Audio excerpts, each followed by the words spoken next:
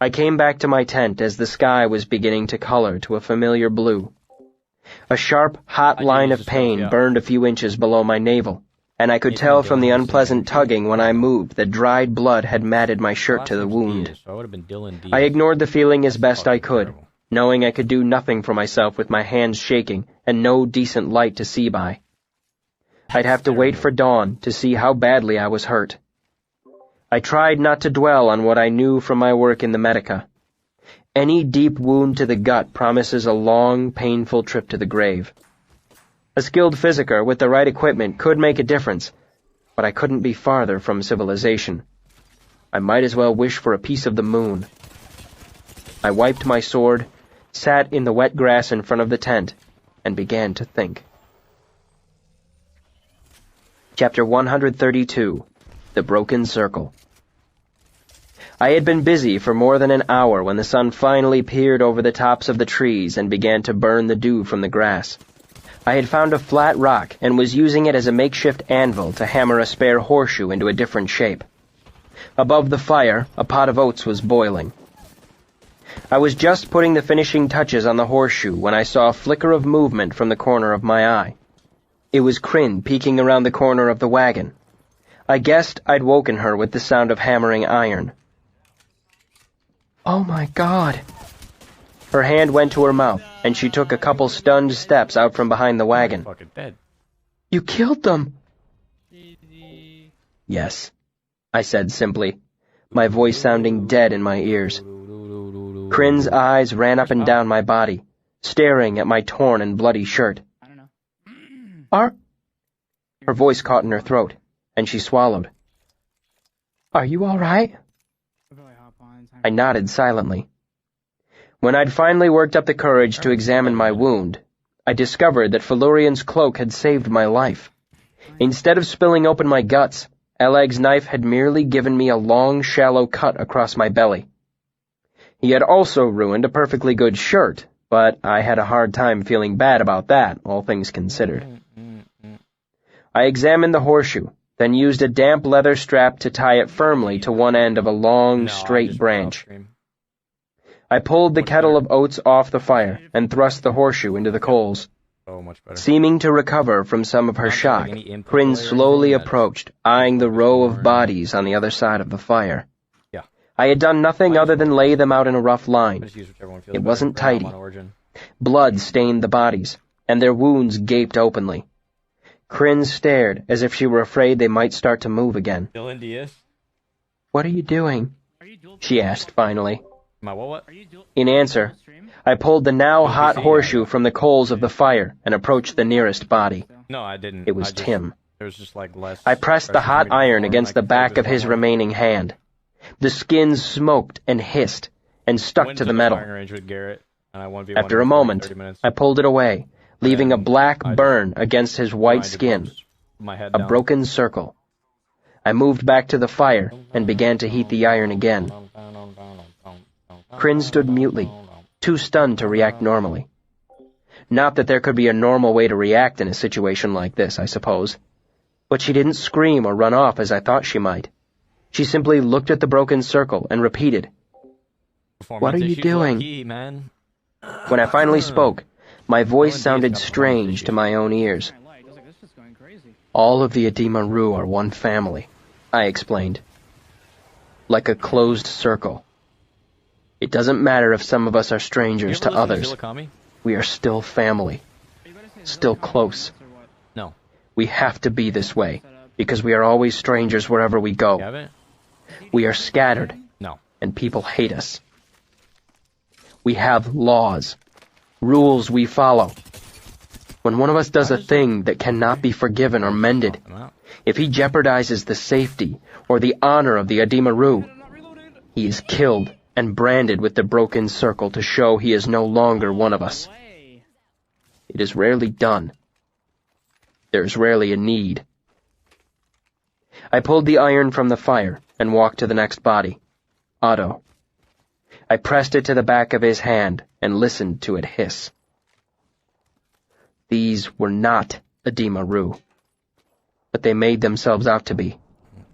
They did things no Adima would do, So I'm making sure the world knows they were not a part of our family. The Rue do not do the sort of things that these men did. But the wagons, she protested. Like 10 minutes. The instruments. And I'm in my pub. They were not the Dima Rue, I said firmly. They probably weren't even real troopers. No. Just a group of thieves who killed a band of Rue and tried to take their place. And it gets me angry. Kryn stared at the bodies, then back at me. So, you killed them for pretending to be a Dima Rue? For pretending to be Rue? No. I put the iron back in the fire. That's the point. For killing a Rue troop and stealing their wagons? I'm literally getting fucking Yes. SEAL Team For what 6 they right did to now. you? Died Yes. to a thermite. But if they aren't Rue... Kryn looked at the brightly painted wagons. How... I'm curious about that myself, Wait. I You're gonna said, have to send me the pulling the code. broken I have no circle idea from the what's fire for again. it. I moved to Alleg and pressed it onto his palm. The false trooper jerked and screamed himself awake. He isn't dead! Kryn exclaimed shrilly. I had examined the wound earlier. He's dead, I said coldly. He just hasn't stopped moving yet. I turned to look him in the eye. How about it, Alleg? How did you come by a pair of Edema wagons? Doing what same thing? Rue bastard! He cursed at me with blurry defiance. Yes, I said. Oh, man. I am. And you are not. So how did you learn my family's signs and customs? How did you know? He asked. We knew the words. The handshake. We knew water and wine and songs before supper. Beginning a face cam tournament? We'll How see. did you know? You thought you could fool me? Blue pills? I said, Bro, I literally feeling got- my I anger got some- coiling inside me again like a spring. This is my family. How could I not know? Rue don't do what you did. Dude, if I Rue ever don't feel steal. tired, I'm just gonna... Don't kidnap You know what I'm girls. saying? Alleg shook his head with a For every mocking single smile. game, just like, you know what I'm saying? There was That blood actually on would his be the teeth. strat. I just want to try it. Everyone knows what you people do. Nah, bro, I'll just turn my face cam My off. temper All I hear is- exploded. Everyone thinks they know. They think rumor is the truth. Jesus Christ. Rue don't do this. I gestured wildly around me. People only think those things because of people like you. My anger flared even hotter, and I found myself screaming. Now tell me what I want to know, or God will weep when he hears what I've done to you. Alleg paled and had to swallow before he found his voice. There was an old man and his wife and a couple other players. I traveled guard with them for half a year. Eventually, they took me in. He ran out of breath and gasped a bit as he tried to get it back. Behind the fucking wall. He'd said enough. So you killed them. Alleg shook his head vigorously. No. We were attacked on the road. He gestured weakly to the other bodies. They surprised us. The other players were killed, but I was It just... doesn't matter, because I'm playing with you. knocked It doesn't out. matter where I'm from, right? I looked over the line of bodies and felt the rage flare up, even though I'd already known. There was no other way these people could have come by a pair of Edema wagons with their markings intact. Alleg was talking again. I showed them afterward how to act like a troop. He swallowed against the pain. Good life. I turned away, disgusted. He was one of us, in a way. One of our adopted family. It made everything 10 times worse knowing that. I pushed the horseshoe into the coals of the fire again, then looked to the girl as it Yeah, 'cause heated. I know it doesn't Her eyes had gone to flint as she watched Alleg. apply to everybody. Not sure if it was the right thing to do. I offered her the brand. Her face went hard, and she took it. Yeah. Alleg didn't seem to understand what was about to happen until she had the hot iron against his chest. He shrieked and twisted, but lacked the strength to get away as she pressed it hard against him. She grimaced as he struggled weakly against the iron, All right, time to her turn it eyes off. brimming with angry tears. After a long minute, She pulled the iron away and stood, crying quietly. I let her be. Oleg looked up at her and somehow managed to find his voice. Massive headache all day. Ah, girl. I don't We fucking had know some what to good do. times, didn't we? Did you know? She stopped crying and looked at him. Don't. I kicked him sharply in the side before he could say anything else. He stiffened in mute pain and then spat blood at me. I landed another kick, and he went limp. There's Not nothing knowing so what else to bad, do, like, I took back the brand such a and light began bulb. heating it again. Fell flat. There Big was a ball? long silence. Is Ellie still asleep? I asked. Kryn nodded. Do you think it would help for her to see this? She thought about it, wiping at her face with a hand. I don't think so, she said finally. I don't think she could see it right now. She's not right in her head. The two of you are from Levenshire? I asked to keep the silence at arm's length. My family farms just north of Levenshire, Kryn said. Ellie's father is mayor. When did these come into your town? I asked as I set the brand to the back of another hand. The sweet smell of charred flesh was becoming thick in the air. What day is it? I counted in my head. Felling. They came into town on Thaden. She paused. 5 days ago? Her voice was tinged with disbelief. We were glad to have the chance to see a play and hear the news. Hear some music. She looked down. They were camped on the east edge of town. When I came to get my fortune read, they told me to come back that night. They seemed so friendly, so exciting. Kryn looked at the wagons. When I showed up, they were all sitting around the fire. They sang me songs. The old woman gave me some tea. I didn't even think. She looked like my gran. Her eyes strayed to the body of the old woman, then away.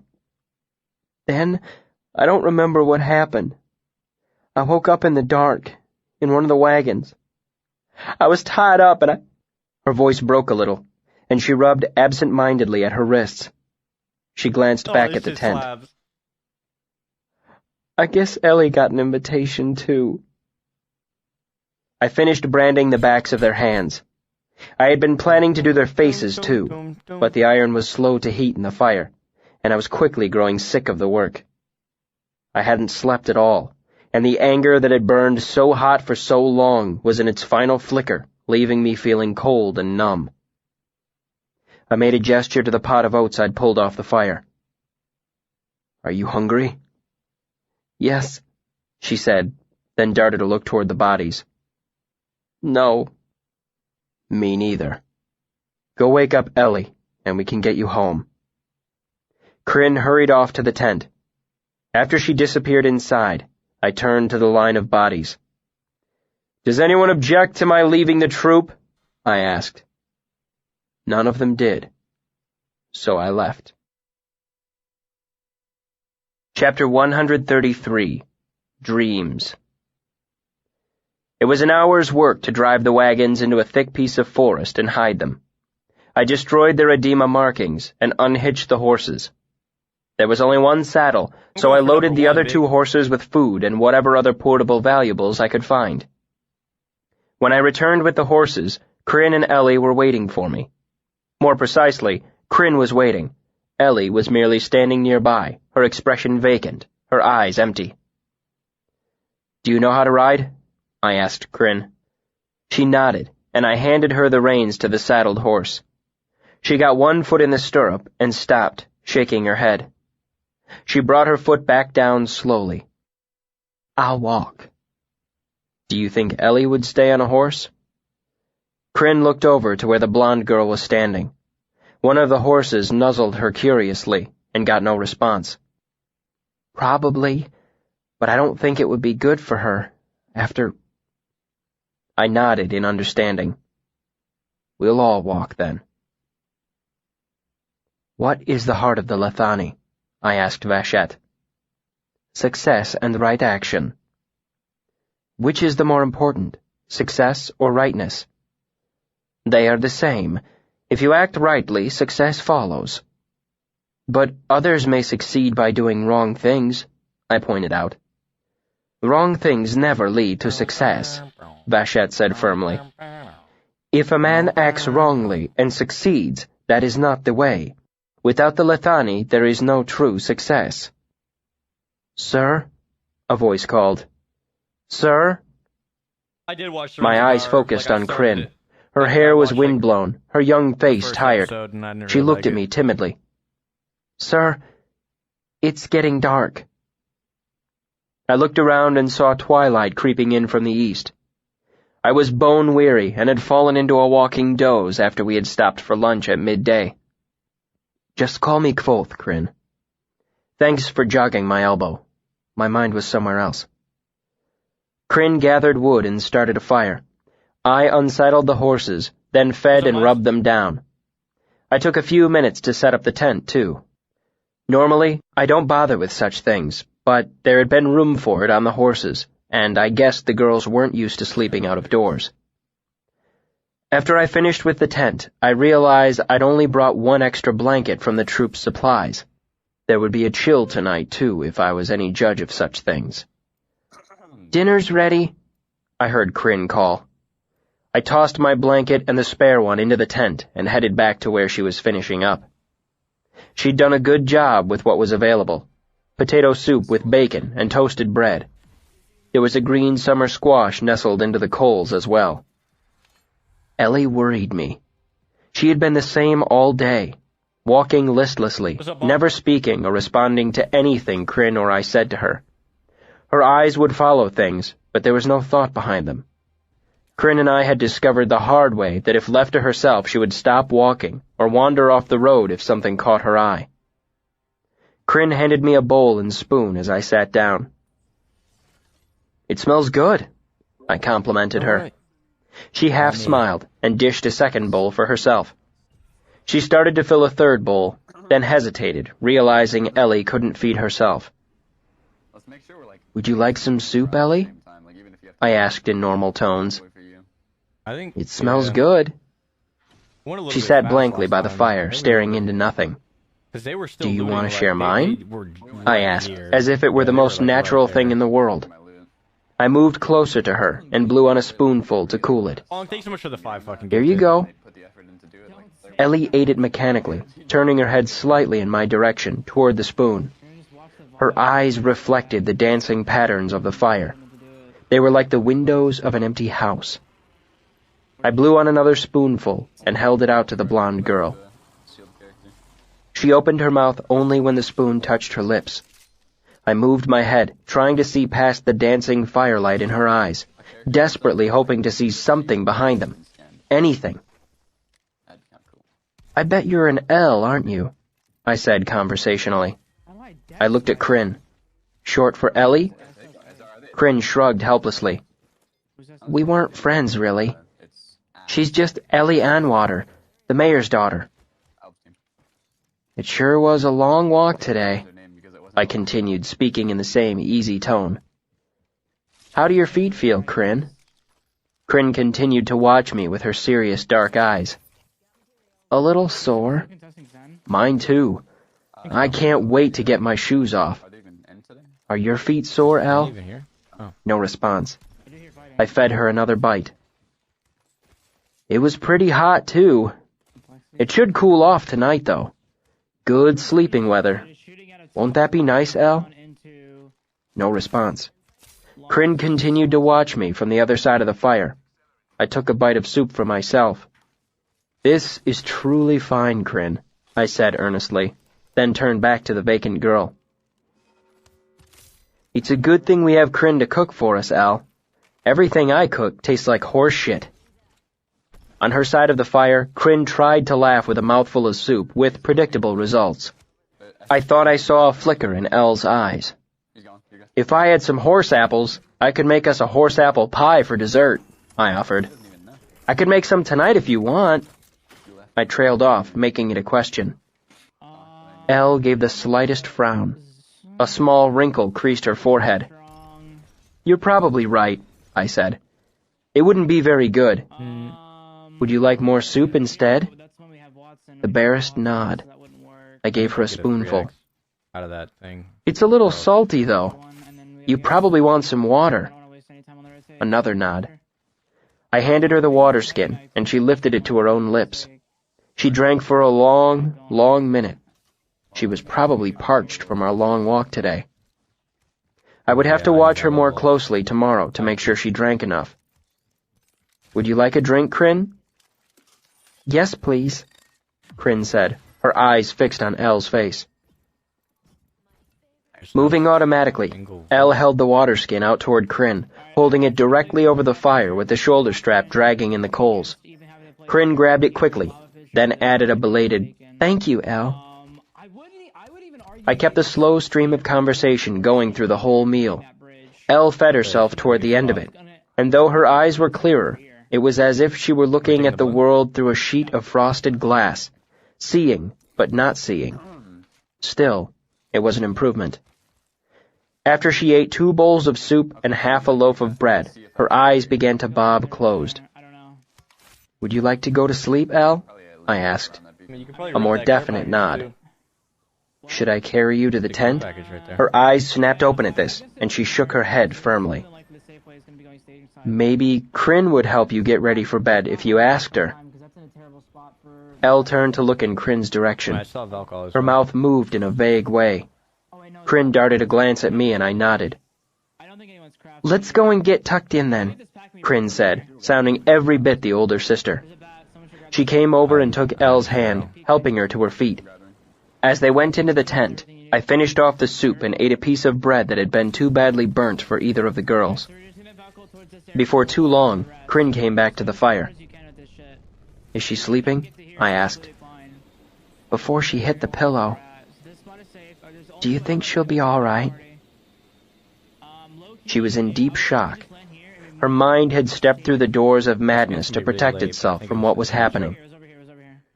"It's probably just a matter of time," I said tiredly, hoping it was the truth. "The young heal quickly." I chuckled humorlessly as I realized she was probably only about a year younger than me. I felt every year twice tonight, some of them 3 times. Despite the fact that I felt covered in lead, I forced myself to my feet and helped Kryn clean the dishes. I sensed her growing unease as we finished cleaning up and repicketing the horses to a fresh piece of grazing. Control both, right? The tension grew worse as we approached the tent. I stopped and held the flap open for her. "I'll sleep out here tonight." Her relief was tangible. It's easier. "Are you sure?" I nodded. She slipped inside, and I let the flap fall closed behind her. Her head poked out almost immediately, followed by a hand holding a blanket. I shook my head. "You'll need them both. There'll be a chill tonight." I pulled my shade around me and lay directly in front of the tent. I didn't want Elle wandering out during the night and getting lost or hurt. "Won't you be cold?" "I'll be fine," I said. I was tired enough to sleep on a running horse. I was tired enough to sleep under a running horse. Kryn ducked her head back into the tent. Soon, I heard her nestling into the blankets. Then everything was quiet. I remembered the startled look on Otto's face as I cut his throat. I heard Alag struggle weakly and curse me as I dragged him back to the wagons. I remembered the blood, the way it had felt against my hands, the thickness of it.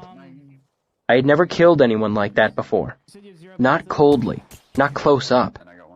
I remembered how warm their blood had been. I remembered the way Kate had cried as I stalked her through the woods. "It was them or me!" she had screamed hysterically. "I didn't have a choice! It was them or me!" I lay awake a long while. When I finally slept, the dreams were worse.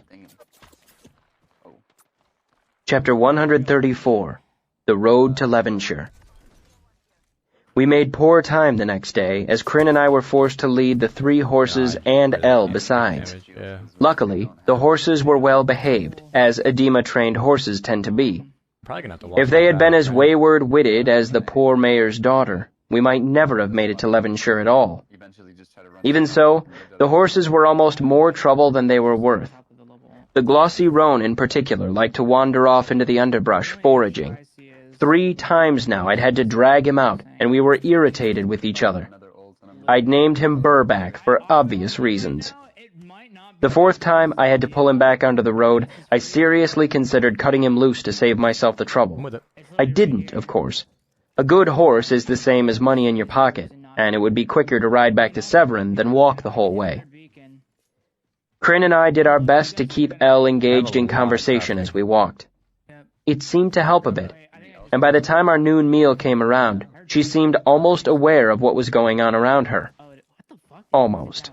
Yeah, they moved all their crafting. I had an idea as we were getting ready to set out again after lunch. I led our dappled gray mare over to where Elle stood.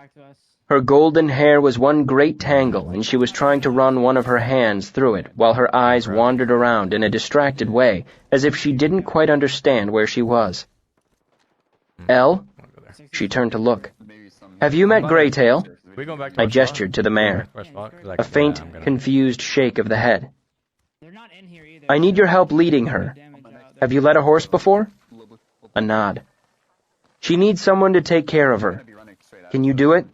Yeah, they are. Greytail looked at me with one large eye, as if to let me know she needed leading as much as I needed wheels to walk. I mean, these guys are But all then she lowered her head a bit and nuzzled Elle in a motherly way. The girl reached out a hand to pet her nose almost automatically, then took the reins from me. Do you think that's a good idea? Kryn asked when I came back to pack the other horses. Greytail is gentle as a lamb. Just because Elle is witless as a sheep, Kryn said archly, doesn't make them a good pairing. I cracked a smile at that. We'll watch them close for an hour or so. If it doesn't work, it doesn't. But sometimes, the best help a person can find is helping someone else. Since I had slept poorly, I was twice weary today. My stomach was sour, and I felt gritty, like someone had sanded the first 2 layers of my skin away. I was almost tempted to doze in the saddle, but I couldn't bring myself to ride while the girls walked. So I plodded along, leading my horse and nodding on my feet. But today, I couldn't fall into the comfortable half-sleep I tend to use when walking. I was plagued with thoughts of Alec, wondering if he was still I alive. cracked the Valk, basically. I knew from my time in the Medica that the gut wound I'd given him was fatal. I also knew it was a slow death. Slow and painful. Anything. With proper care, it might be a full span of days before he died. Even alone in the middle of nowhere, he could live for days with such a wound. Not pleasant days. He would grow delirious with fever as the infection set in. Every movement would tear the wound open again. He couldn't walk on his hamstrung leg either. So if he wanted to move, he'd have to crawl. He would be cramped with hunger and burning with thirst by now, Dude, I've done but so not much now. dead from thirst. No. I had left a full water skin nearby. According to I had them. laid it at his side before we left. Not out of kindness. Not to make his last hours more bearable. I had left it because I knew that with water, he would live longer, suffer more. Do you guys need bats, by the way? Leaving him that water skin was the most terrible thing I'd ever done, and now that my anger had cooled to ashes, I regretted it. I wondered how much longer he would live because of it. A day? 2? Certainly no more than 2. I tried not to think of what those 2 days would be like. But even when I forced thoughts of Aleg from my mind, I had other demons to fight. I remembered bits and pieces of that night. The things the false troopers had said as I cut them down. The sounds my sword had made as it dug into them. The smell of their skin as I had branded them. I had killed 2 women. I have it, did you? What would Vachette think of my actions? What would anyone think? Exhausted from worry and lack of sleep, my thoughts spun in these circles for the remainder of the day. I set up camp from force of habit and kept up a conversation with Elle through an effort of sheer will. The time for sleep came before I was ready, and I found myself rolled in my shade in the front of the girls' tent. I was dimly aware that Kryn had started giving me the same worried look she'd been giving Elle for the past 2 days. I lay wide-eyed for an hour before falling asleep, wondering about Alleg. Straight up almost keep When I slept, I dreamed of killing them. In my dream, I stalked the forest like grim death unwavering. They're looting over here. But it was different this time. I killed Otto, his blood spattering my hands like hot grease. Then I killed Laren and Josh and Tim. They moaned and screamed, twisting on the ground. Their wounds were horrible, but I could not look away. Then the faces changed. I was killing Taryn, the bearded ex-mercenary in my troop. Then I killed Trip. Then I was chasing Shandy through the forest, my sword naked in my hand. She was crying out, weeping in fear. When I finally caught her, she clutched at me, knocking me to the ground, burying her face in my chest, sobbing, "No, no, no," she begged. "No, no, no." I came awake. There's another. I lay on my back, terrified, and not knowing where my dream ended and the world began. After a brief moment, I realized the truth. Elle had crawled from the tent and lay curled against me, her face pressed against my chest, her hand grasping desperately at my arm. "No, no," she choked out. "No, no, no, no, no." Her body shook with helpless sobs when she couldn't say it anymore. My shirt was wet with hot tears.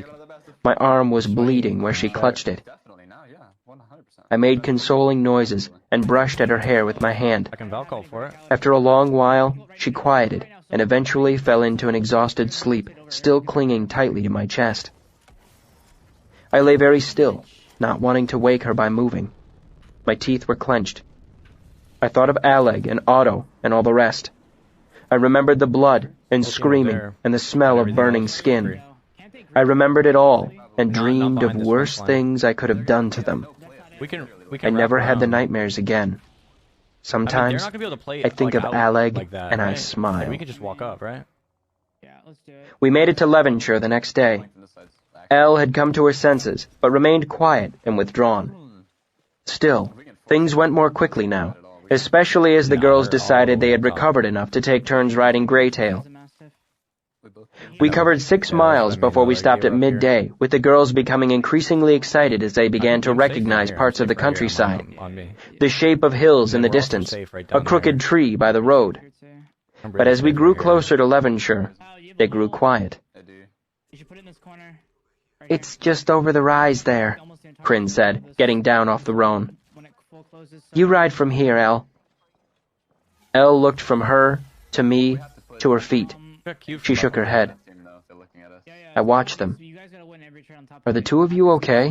They can't even see me. They can't even see me top height. "My father's going to kill me." Yeah, I'm chilling here. Kryn's voice was barely a whisper, her face full of serious fear. "Your father will be one of the happiest men in the world tonight," I said, then thought it best to be honest. "He might be angry too, but that's only because he's been scared out of his mind for the last 8 days. Kryn seemed slightly reassured, but Elle burst out crying. Kryn put her arms around her, making gentle sounds.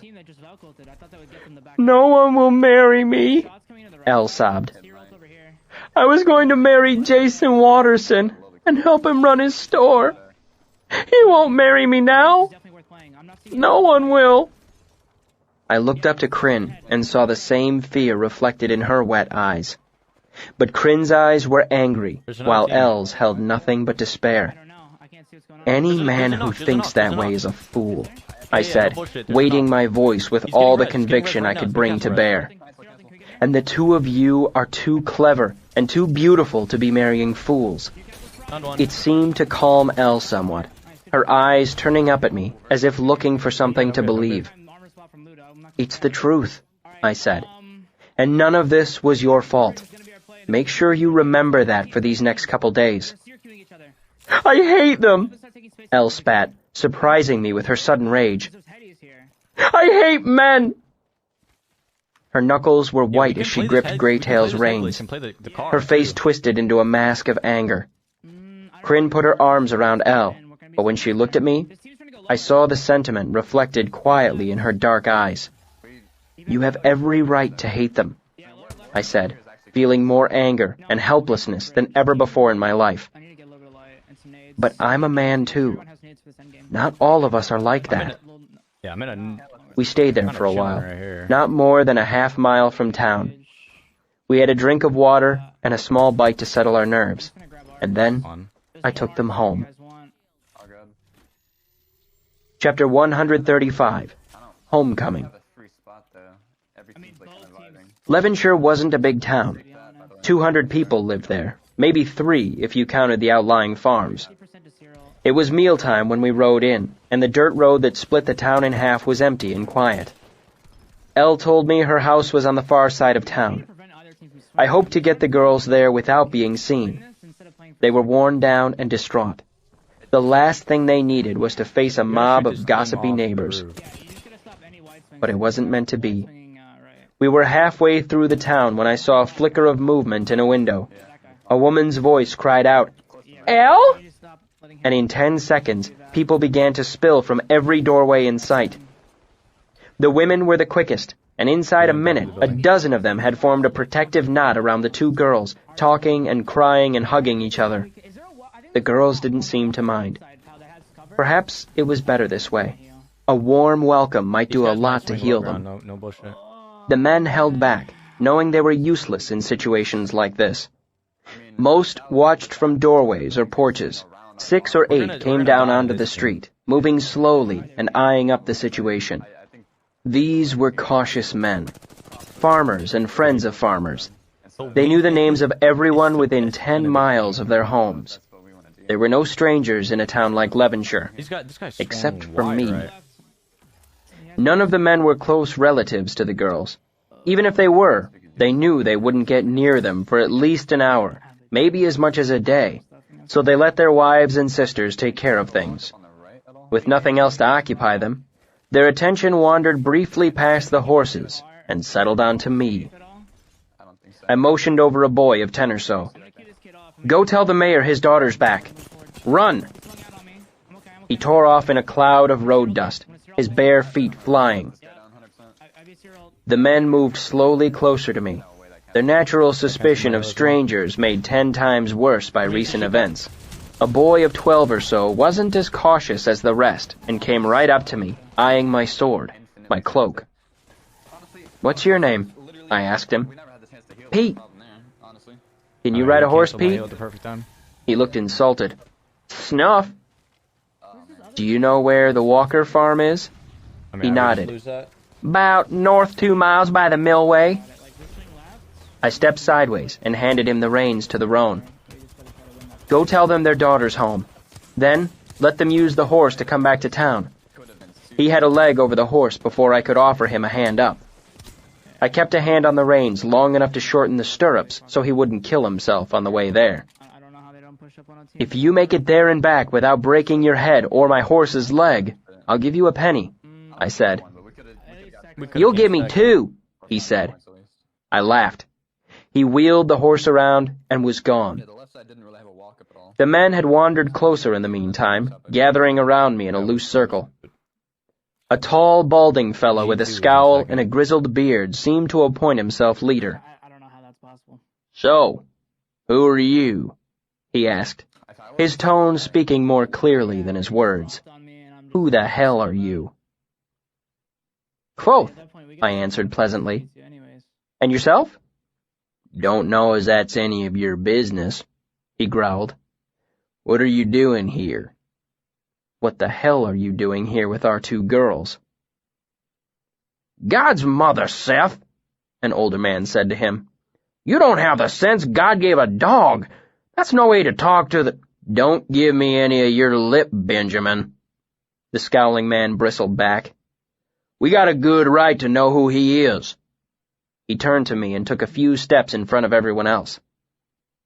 "You one of those trooper bastards what came through here?" I shook my head and attempted to look harmless. "No." "I think you are. I think you look kinda like one of them Roo. You got them eyes." The men around him craned to get a better look at my face. "God, Seth," the old fellow chimed in again. "None of them had red hair. You remember hair like that. He ain't one of them." Why would I bring them back if I'd been one of the men who took them? I pointed Oh, out. stupid. His expression grew darker, and he continued his slow advance. You getting smart with me, boy? Maybe you think all of us are stupid here. You think if you bring 'em back, you'll get a reward, or maybe we won't send anyone else out after you. He was almost within arm's reach of me now, scowling furiously. I looked around and saw the same anger lurking in the faces of all the men who stood there. It was the sort of anger that comes to a slow boil inside the hearts of good men who want justice, and finding it out of their grasp, decide vengeance is the next best thing. I tried to think of a way to calm the situation, but before I could do anything, I heard Crin's voice lash out from behind me. Seth, you get away from him! Seth paused, his hands half raised against me. Now! Crin was already stepping toward him. The knot of women loosened to release her, but stayed close. He saved us, Seth! She shouted furiously. You stupid shit-eater, he saved us! Where the hell were all of you? Why didn't you come get us? He backed away from me as anger and shame fought their way across his face. Anger won. We came, he shouted back. After we found out what happened, we went after him. They shot out Bill's horse from under him, and he got his leg crushed. Jim got his arm stabbed, and old Cupper still ain't waked up from the thumping they gave him. They almost killed us. I looked again and saw anger on the men's faces, saw the real reason for it, the helplessness they had felt, unable to defend their town from the false troops' rough handling. Their failure to reclaim the daughters of their friends and neighbors had shamed them. Well, it wasn't good enough, Crin shouted back hotly, her eyes burning.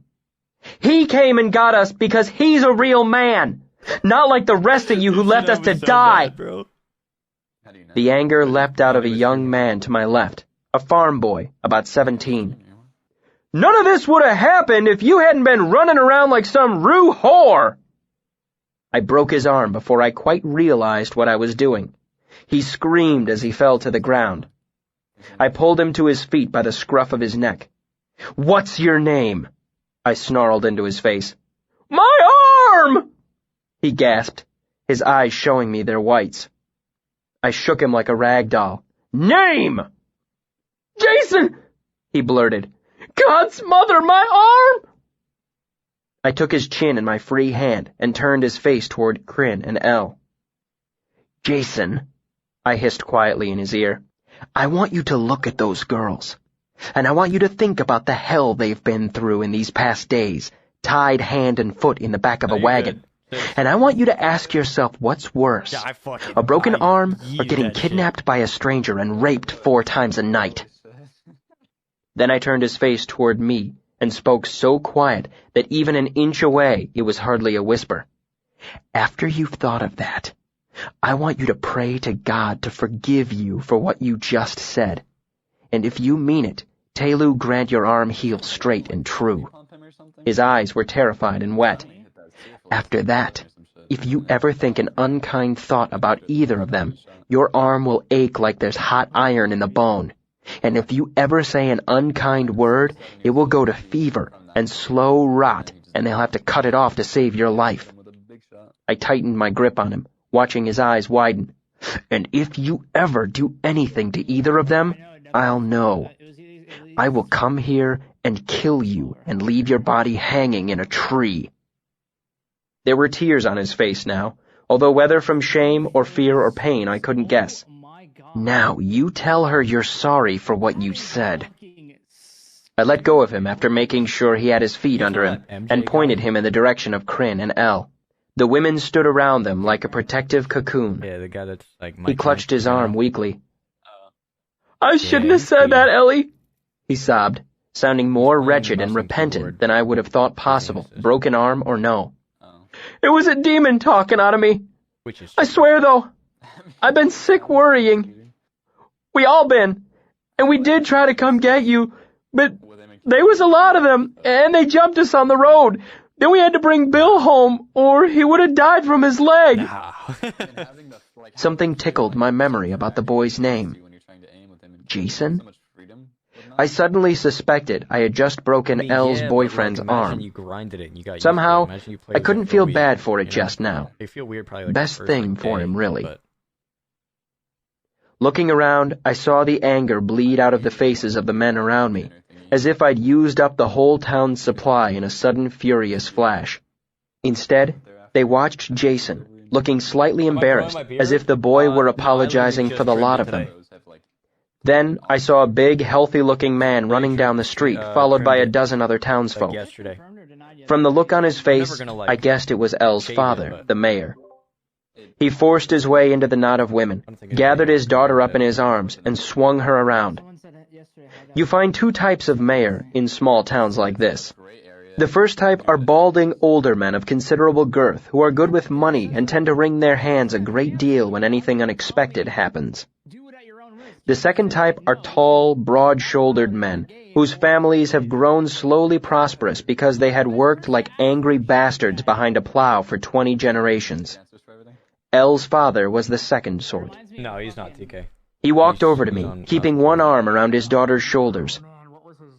I understand I have you to thank for bringing our girls back. He reached out to shake my hand, and I saw his arm was bandaged. His grip was solid in spite of it. He smiled the widest smile I'd seen since I left Simon at the university. How's the arm? I asked, not realizing how it would sound. His smile faded a little, and I was quick to add, I've had some training as a physicker, and I know that those sort of things can be tricky to deal with when you're away from home. When you're living in a country that thinks mercury is medicine, I thought to myself. His smile came back, and he flexed his fingers. It's stiff, but that's all. Just a little meat. They caught us by surprise. I got my hands on one of them, but he stuck me and got away. How did you end up getting the girls away from those godless Rue bastards? He spat. They weren't Adema Rue, I said, my voice sounding more strained than I would have liked. They weren't even real troopers. And then I got hit with an arc star. His smile began to fade again. Useless after that. What do you mean? They weren't Adema Rue. We don't do the things they did. We had one?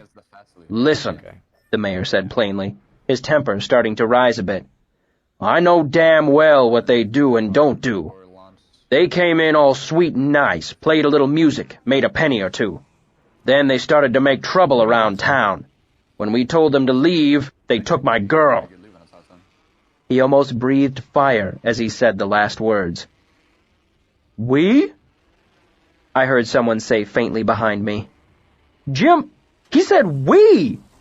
Seth scowled around the side of the mayor to get a look at me again. I told you he looked like one, he said triumphantly. I know him. You can always tell by them eyes. Hold on, the mayor said with slow incredulity. Are you telling me you're one of them? His expression grew dangerous. Before I could explain myself, Elle had grabbed his arm. Oh, don't make him mad, Daddy, she said quickly, holding on to his good arm as if to pull him away from me.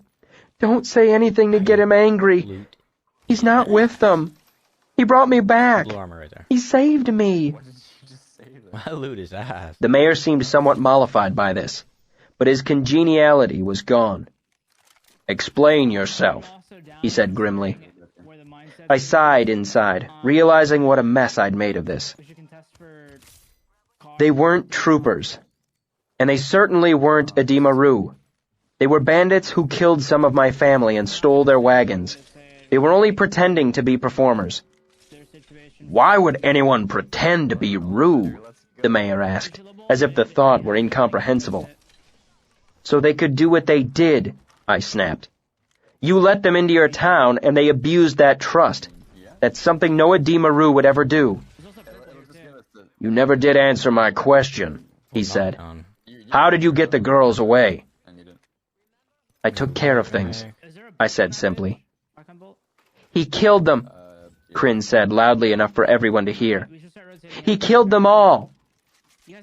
I could feel everyone looking at me. I can't really hold anything. Half of them were thinking, all of them? He killed 7 men? The other half were thinking, there were 2 women with them. Did he kill them too? I mean, if we get Harvbeacon, we could probably cry. Well then. The mayor looked down at me for a long moment. Good, he said, as if he had just made up his mind. That's It's good. gonna go like geyser or The something. world's a better place for it. I felt everyone relax slightly. Possibly, yeah. These are their horses. I but pointed to the they two also horses do that had been land in carrying our Colorado. baggage. They belong to the girls now. About 40 miles east, you'll find the wagons. Kryn can show you where they're hidden. They belong to the girls, too. Can you make that? They'll fetch a good price off in Thamesford, the mayor mused. Together with Yeah, the we can't instruments get and that clothes and such, they'll fetch a I mean, heavy we could penny. probably- we could probably I just, agreed. like, start going towards Lava Split City two Geyser, ways. and by the time It'll that- make a fine dowry, by I the time said we get firmly. there, we'll probably know. He met my eyes, nodded slowly in understanding. I mean, it's obvious. That it will. It's not going Overlook. What about the things they stole from us? No, A stout man in an apron protested. They smashed up my place and stole 2 barrels of my best ale. this little spot. Do you have any daughters? I asked him calmly. The sudden stricken look on his face told me he did. I met his eye, held it. We probably Then also I think lowballed you the, came away from this pretty well. Are we going through tunnel? Yeah, we should. The mayor finally noticed Jason clutching his broken arm. First. I don't know. What happened to you? No, it does. It does. It breaks. the Jason wall. looked at his feet, and Seth spoke up for him. He said some things he Yeah, shouldn't. can't. Only. The mayor looked around and saw that getting more of an answer would involve an ordeal. Go grab what you He want. shrugged and let it go. I could splint it for you, The I said gold easily. bag, there's a No! phoenix. Jason said too quickly, then backpedaled. I'd rather go to Gran. Somebody grab. I gave a sideways look to the mayor. Gran? He gave a fond smile. When we scrape our knees, Gran patches us back up again. Would Bill be there? Riding that I shit is asked. really weird. The man with the crushed leg? He nodded. She won't let him out of her sight for another span of days if I know her. I'll walk you over, I said to the sweating boy who was carefully cradling his arm. That's interesting. I'd like to watch her work. Probably Dome Team, and they definitely have beacons, so... As far from civilization as we were, I expected Gran to be a hunched old woman who treated her patients with leeches and wood alcohol. Up here? That opinion changed when I saw the inside of her house. Okay, man. Fuck. Her walls were covered with bundles of dry herbs and shelves lined with small, carefully labeled bottles. There was a small desk with 3 heavy leather books on it. Behind that. One of them lay open, and I recognized it as the Huraborica. I could see handwritten notes scrawled in the margins, while some of the entries had been edited or crossed out entirely. For now. Gran wasn't as old as I'd thought she'd be, though she did have her share of gray hair. She wasn't hunched either, and actually stood taller than me, with broad shoulders and a round, smiling face. She swung a copper kettle over the fire, humming to herself. Then she brought out a pair of shears and sat Jason down, prodding his arm gently. Pale and sweating, the boy kept up a constant stream of nervous chatter while she methodically cut his shirt away. In the space of a few minutes, without her even asking, he'd given her an accurate, if somewhat disjointed version of Ellen Kryn's homecoming. Yeah, you can. Yeah, it's the same. It's a nice, clean break, she said at last, interrupting him. I didn't know that. How'd it happen? Jason's wild eyes darted to me, then away. Nothing, he said quickly, then realized he hadn't answered the question. Okay. I mean, But you- I broke this it, building's I better, said. Right? Figured the least I could do was come along and see if there's anything I could do to help set it right again. But they might have. Gran looked back at me. Have you dealt with this sort of thing before? I've studied medicine at the university, I said. She shrugged. Then I guess you can hold the splints while I wrap 'em. On your ping. I have a girl who helps me, but she run off when she heard the commotion up the street. Jason eyed me nervously as I held the wood tight to his arm, but it took Gran less than 3 minutes to bind up the splint with an air of bored competence. Watching her work, I decided she was worth more than half the students I could name in the Medica. 30 flash. After we'd finished, she looked down at Jason. You're lucky, she said. It didn't need to be set. You hold off using it for a month. For a second. It should heal up just fine. Jason left as quickly as he was able, and after a small amount of persuasion, Gran let me see Bill, who was laid up in her back room. They're all 3 stuck behind If Jason's arm was a clean break, then Bill's was messy as a break can be. You feel like you need to. Both the bones in his lower leg had broken in several places. I couldn't see under the bandages, but his leg was hugely swollen. The skin above the bandages was bruised and mottled, stretched as tight as an overstuffed sausage. Bill was pale but alert, and it looked like he would probably keep the leg. How much use it would be was another matter. He might come away with nothing more than a heavy limp, but I wouldn't bet on him ever running again. "What sort of folks shoot a man's horse?" he asked indignantly, his face covered in a sheen of sweat. "It ain't right."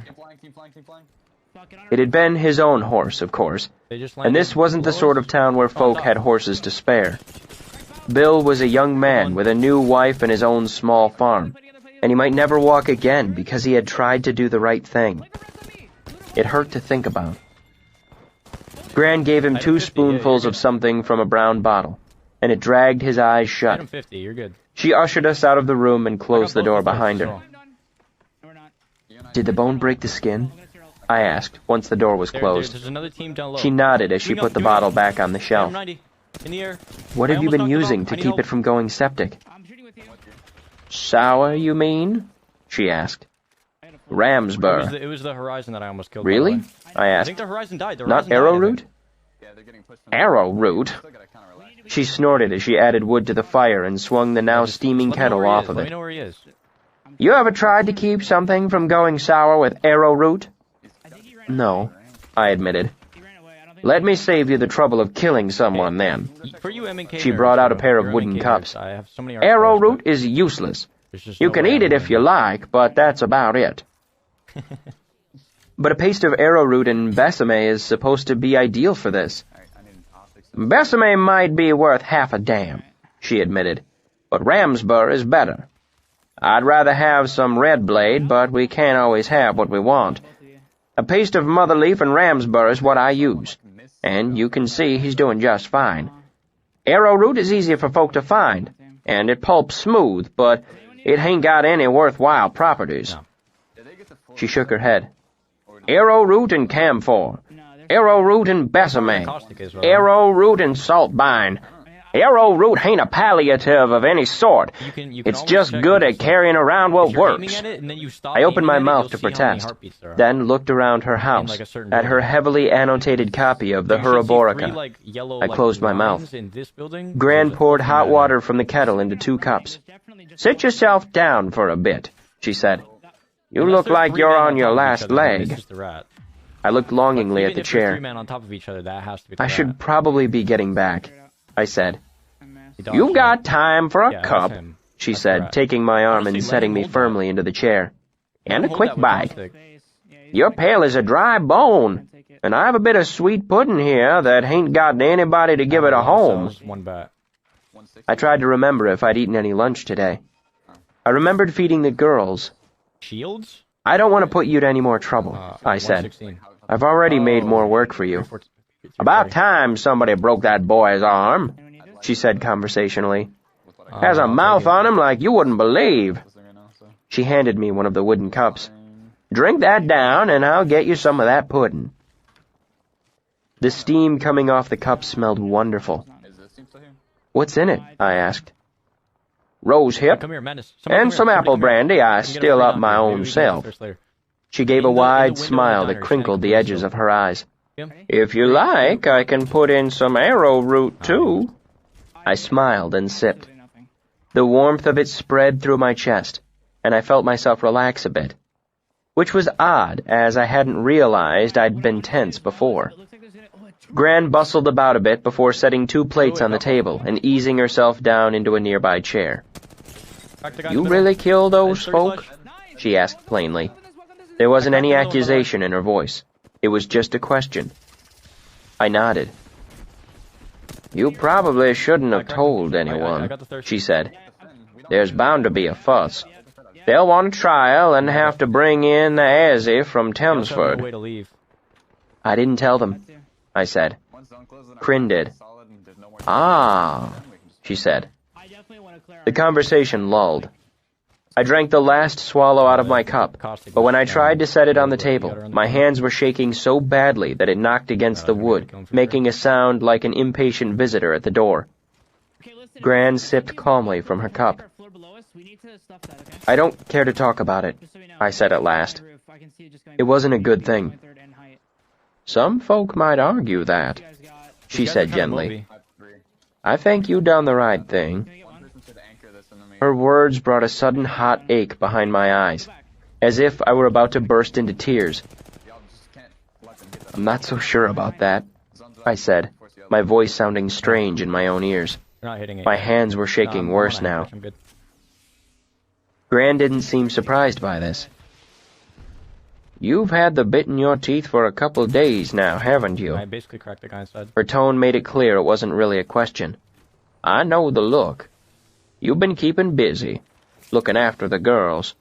Not sleeping, probably not eating much. She picked up the plate. Eat your pudding.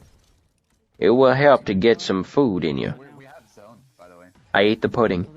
Halfway through, I began to cry, choking a bit as it stuck in my throat. He's committing that shit. Gran refilled my cup with more tea and poured another dollop of brandy in on top of it. Drink that down, Don't die. she repeated. I took a swallow. They're on that I didn't mean to say anything, but I found myself talking anyway. I think there might That's be really something bad. wrong with me, It's okay, it's okay. I said quietly. You have to. A normal person doesn't have it in him to do the things I do. I know. like we're A normal person would never kill people like this. That may Solo be, caustic is there. she admitted, sipping from her own cup. we should let him stay there too. But what would you say if I told you Bill's leg had gone a bit green and sweet-smelling under that bandage? I looked up, startled. He's got the Oh, rot? dude, I can't believe it. She shook her head. Like that. No. I told you, he's fine. But what if? We'd have to cut the leg off, I said. Come on, man. Gran nodded seriously. That's right.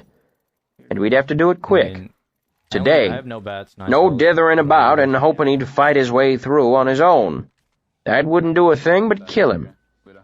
She took a sip, watching me over the top of her cup, making it a question of sorts. I nodded. A lot more. I knew it was true. Really? You've got some medicine, she said. You know that proper doctoring means hard choices. She gave me an unflinching look. Still there? We ain't like other folk. You burn a man with an iron to stop his bleeding. You save the mother and lose Go the for that babe. spot, maybe? It's hard and nobody ever thanks you for it. But we're the ones that have to choose. She took another slow drink of tea. The first few times are the worst, They might try You'll to get stop the him shakes before. and He lose got- some he got sleep. farted. He got farted. but that's the price of doing what needs to be done. There were women, too, I said, the words catching in my throat. I got my red if you guys. Gran's eyes flashed. They earned it twice as much, she said, and the sudden furious anger in her sweet face caught me so completely by surprise that I felt prickling fear crawl over my body. Pretty sure they can stay there. They're in. A man who would do that to a girl is like a mad dog. He ain't hardly a person, just an animal needs to be put down. But a woman who helps him do it? That's worse. She knows what she's doing. She knows what it means. Alright, we're gonna need this place for kill. Gran put her cup down gently on the table, her expression composed again. If a leg goes bad, you cut it off. Top height or my She made a firm gesture with the flat of her hand, then picked up her slice of pudding and began to eat it with her fingers. And some folk need killing. That's all there is to You it. wanna just mirror them? By the time I got myself under control and made it back outside, the crowd in the street had swelled. The local tavern keeper had rolled a barrel onto his front landing, and the air was sweet with the smell of beer. I'm popping a bet. Crin's father and mother had ridden back into town on the roan. Pete was there too, having run back. He offered up his unbroken head for my inspection and demanded his 2 pennies for services rendered. I'm hitting a bad trick. I was warmly thanked by Crin's parents. They seemed to be good people. Most people are if given the chance. I caught hold of the roan's reins, and using him as a sort of portable You wall, gotta res him, I you gotta managed res, to you get a gotta res. moment of relatively private conversation Kill the with solo for Crin. points. Her dark eyes were a little red around the edges, but her face was bright and happy. Make sure you get Lady Ghost, 180. I said, nodding to one of the horses. He's She's 40. How yours. is he still alive? The mayor's daughter would have a fair dowry no matter what, so I'd loaded Kryn's horse with the more valuable goods, as well as most of the false trooper's money. Her expression grew serious as she met my eyes, and again, she reminded me of a young Denna. "You're leaving?" she said. I guess I What if was. we just hug? What if She we just didn't try hug to the convince corner me on to the stay, bottom? and instead surprised me with a sudden embrace. After kissing me on the cheek, she whispered in my ear, "Thank you." We stepped away from each other, knowing propriety would only allow so much. "Don't sell yourself short and marry some fool," I said, feeling as if I should say something. There'd be no reason for to swing us. "Don't you either," she said, her dark eyes mocking me gently. I took Greytail's reins and led her over to where the mayor stood, watching the crowd in a proprietary way. He nodded as I approached. Points, points, points, points. I drew a deep breath. "Is the constable about?" He raised an eyebrow at this, then shrugged and pointed off into the crowd. "That's him there. Below, below, below, below, below. He was Below. 3/4 Down here. drunk They were even fighting down before here. you brought our girls No home, bullshit, They though. were fighting down here.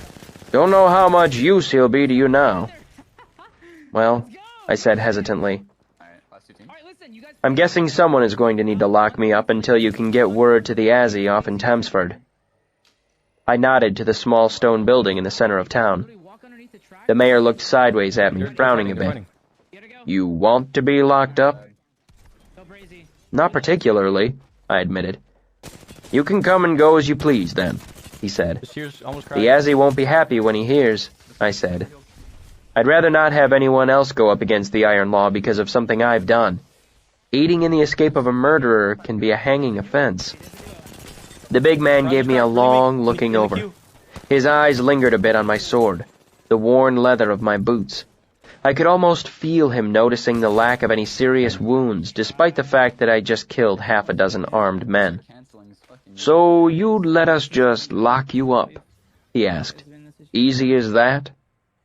I shrugged. I got a little He frowned confused on again, which then city you shook were his talking head about, as if he because couldn't make Conflict was, sense of me. right there, and when you said "Well, Cross aren't Solo, you I would've just shot as the Cross gentle as a Solo. lamb?" he said wonderingly. Solo. "But I no, think Pal was also I with won't you. lock you up. You haven't done anything less than proper." "I broke that boy's arm," I said. He rumbled darkly. "Forgot about that." He reached into his pocket and brought out halfpenny. He handed it to me. "Much obliged." I laughed as I put it in my pocket. "Here's my thought," he said. "I'll head over and see if I can find the constable. Then I'll explain to him we've got to lock you up. If you've slipped off in the middle of this confusion, we wouldn't hardly be aiding in the escape, would we?" "It would be negligence in maintenance of the law," I said. For the 6 months. "He might take a few lashes for it, or lose his post." "Shouldn't come to that," the mayor said. "But if it does, he'll be happy to do it. He's Ellie's uncle." He looked out at the crowd on the street. "Will 15 minutes be enough for you to slip off in all the confusion?" "If it's all the same to you," I said, "could you say I disappeared in a strange and mysterious way when your back was turned?" He laughed at this. "Don't see why not. You need more than 15 minutes on account of it being mysterious and all?" 10 should be a great plenty, I said as I unpacked my loot case and travel sack from Greytail and handed the mayor the reins. "You'd be doing me a favor if you took care of him until Bill is up and about," I said. "You leaving your horse?" he asked. "He's just lost his," I shrugged. "And we Roo are used to walking. I wouldn't know what to do with a horse anyway," I said half-honestly. The big man gripped the reins and gave me a long look, as if he wasn't quite sure what to make of me. "Is there anything we can do for you?" he asked at last. "Remember it was bandits who took them," I said as I turned to leave. "And remember it was one of the Edema Roo who brought them back." Chapter 136. Interlude. Close to Forgetting. Kvothe held up a hand to Chronicler. "Let's take a moment, shall we?" He looked around the dark inn. "I've let myself get a little caught up in the story. I should tend to a few things before it gets any later." The innkeeper came stiffly to his feet and stretched. He lit a candle at the fireplace and moved around the inn, lighting the lamps one by one, driving back the dark by slow degrees. "I was focused rather closely myself," Chronicler said, standing up and stretching. "What time is it?" "Late," Bast said. "I'm hungry." Chronicler looked out the dark window into the street. "I'd have thought you'd have had at least a few folks in for dinner by now. You pulled a good crowd for lunch." Kvothe nodded. "We would have seen a few of my regulars if not for Shep's funeral." "Ah." Chronicler looked down. "I'd forgotten. Is that something I've kept you two from attending?" Kvothe lit the last lamp behind the bar and blew out his candle. "Not really," he said. "Bast and I aren't from around these parts, and they're practical folk. They know I have a business to run, such as it is." "And you don't get along with Abbe Leodin," Bast said. "And I don't get along with the local priest," Kvothe admitted. "But you should make an appearance, Bast. It will seem odd if you don't." Bast's eyes darted around nervously. "I don't want to leave, Reshi." Kvothe smiled warmly at him. "You should, Bast. Shep was a good man. Go have a drink to send him off." How do I see In fact, the, he bent and rummaged around under the bar for a moment before coming up with a bottle. "Here. A fine old bottle of brand. Better stuff than anyone around here asks for. Go share it around." He set it on the bar with a solid sound. Bast took an involuntary step forward, his face conflicted. third. Nice. "But Oh my Reshi, God. Top 3. Pretty girls compared to dancing, 4 is Bast," crazy. Kvothe said, his voice low and soothing. "Someone on the fiddle, and all of them just glad to be alive, kicking up their skirts to the music, laughing and a little tipsy, their cheeks all rosy and ready to be kissed." He gave the heavy brown bottle a nudge, and it slid down the bar toward his student. "You're my ambassador to the town. I may be stuck minding the shop, but you can be there and make my apologies." Heldens. I was just gonna say, you guys both just kind of kept solo swinging against two each time. The fact that it was even able to be close is actually impressive. I didn't really do any damage at all. Swung once against 2 of them, got cracked, tried to heal, got cancelled, and then got mastered for like 2. That was all Luda. What do y'all think of like actually sticking with these 2 comps for these both of these maps? I think it's Like hard sticking to it. Because I really feel like we could build a lot on the Loba comp specifically. Even I thought it was like bad to run Loba because you lose a lot of power when it comes to like util and shit. But you can make up for that with Crate